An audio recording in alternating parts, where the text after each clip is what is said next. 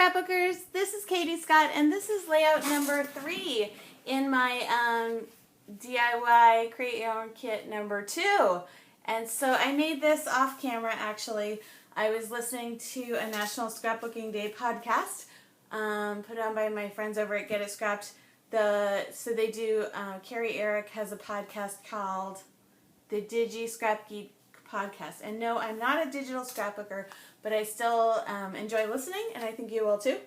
So this kit uses the Serendipity by Dear Lizzie and also Polka Dot Party as the inspirations for all the other stuff that I gathered for the kit. And part of my embellishment pack that has been really working well for me is this just this little craft organizer full of dimensional embellishments. Oh my gosh! Can you believe I just did that? Okay. I can't believe I just did that. But let me just show you how it's not going to be the end of the world to put it back together. Wow! So I am clumsy, and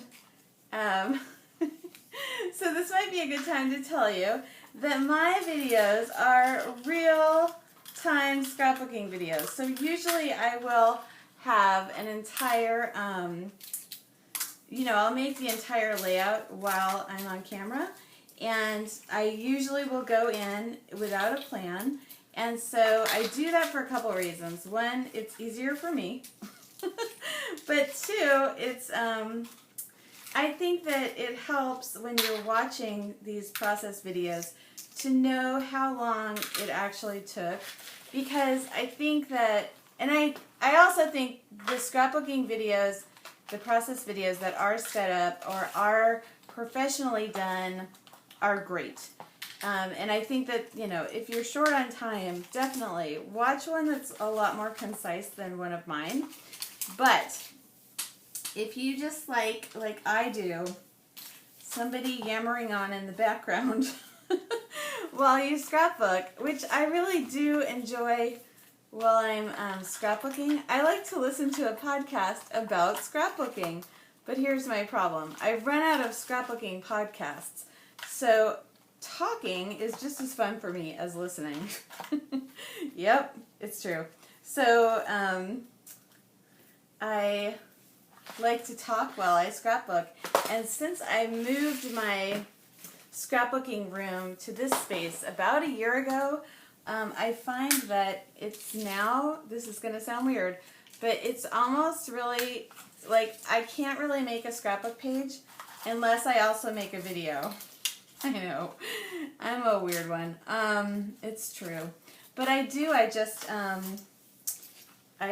like when I sit in this chair, and I know this chair squeaks, but I'm probably not going to get another one. See, that's the other difference between, they were talking about this on the Paper Clipping Roundtable, the difference between content that you pay for and content that you don't pay for online.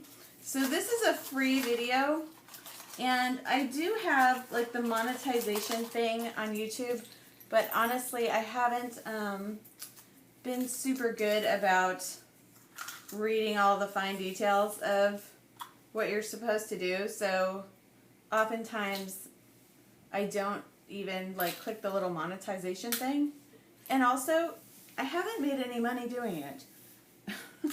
So I think I'm probably doing it wrong. If you want to support me and have me make more professional videos, which I may or may not do, but just if you'd like to keep me, making videos, then one way to support me and my habit, my scrapbooking habit, is to go over to my blog, which I have not updated in quite some time. But if you click on any of the Amazon affiliate links there, even if they're old, once you get over there to Amazon, you can just shop as you normally would, and then my blog gets 1/4 of whatever the value of whatever you bought. So if you're going to buy a chainsaw,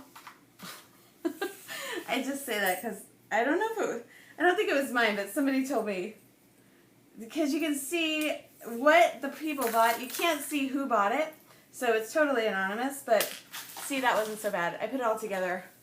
Okay, when we shut this, we're going to have it down on the desk. But anyways, it supports a little to, for equipment and that sort of thing. This isn't my full-time job. It's not even my job. This is like my hobby, and if I can, subsidize it a little, that's awesome. But okay, the point of this wasn't a commercial. Really, it wasn't. I just had to clean up that mess, and then I started talking. This is the layout that I made while I wasn't filming. So I just used 3 photos, and I haven't actually gone to any of those sketches yet. I think maybe I started to, and then I just didn't. I made some sketches that maybe I could go to, but I just haven't used them yet. So I took 3 photos, and then I took, there's a couple of papers in this pack with this design of, oh, now I'm not going to be able to find it. See, if we were working professionally here, I'd have it all queued up, but I don't. And I actually like making the videos like this. So you can really see, like, oh, she doesn't have the right thing. How is she going to make this work? So I found a piece of paper that looked about like this. And then instead of I kept trying to use it this way. And like, I kept trying to put, the 3 pictures this way on the page. And I just didn't like how busy those stripes looked against the photos. So I cut this paper, and then I just turned it around, and that's where I got that little edge. And then from my last kit, I, for some reason, still had this really old basic gray paper kicking around. So I just used that as my background because it was distressed, and these are pictures of the beach. And so, yeah, and then I put the 3 photos going down, and I just put a bunch of places for, like a bunch of places for journaling, and I probably embellished in like way too many places, but it didn't seem to matter. So just some selfies.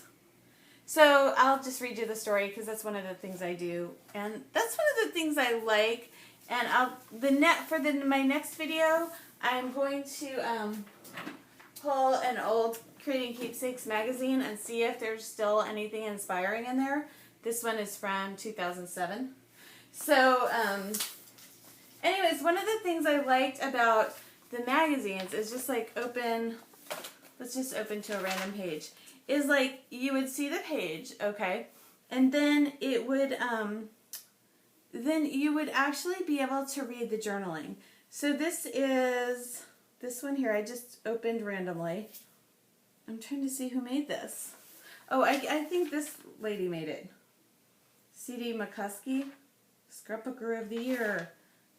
Anyways, so she says, from deep within your heart and soul, right out of the tips of your fingers, shine your beauty, your truest beauty.